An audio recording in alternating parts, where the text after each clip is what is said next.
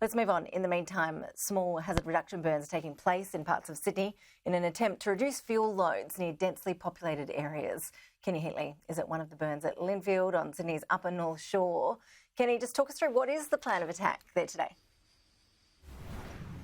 Ash, 2.2, 2.3 hectares. They're burning a perimeter around here in Ku-ring-gai. You can see this is the break point where they're running hoses all the way up and down here. And what they're doing is they're burning on one side, and then on the other side they're wetting it down so it doesn't jump across. And you can see how close houses are basically to this fire. That's what they're trying to do. They're trying to reduce the risk for these houses and making sure that actually in the hazard reduction burn it doesn't jump across. So you can see there's a few firefighters up there. Just follow me here, Chris. We'll come down this way. So they're burning all the way up and down here. Obviously they don't want to do it at the bottom of the hill because it then races up. A fair bit of smoke in the area, but it is a fairly small burn here. We'll just have a chat to Matt Mildwater. He is a bushfire officer at Fire and Rescue. Matt, thanks so much for your time. So how many firefighters and fire trucks does it take to manage a fire of this size, roughly around 2 hectares? So today we have around about 30 firefighters on site here, and we have about 9 fire appliances to manage this particular site. Yeah.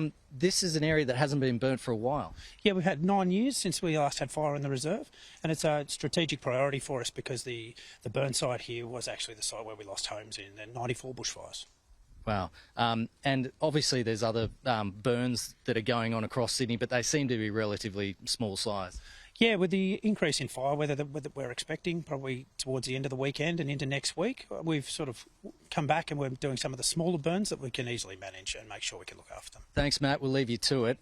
So you can see all the way up and down this perimeter, and the RFS have burned 40,000 hectares across New South Wales since July 1, roughly about 14 to 15% of their target, but in the previous financial year they did about 25%. To put it into perspective, here's RFS Commissioner Rob Rogers with a little bit more of that.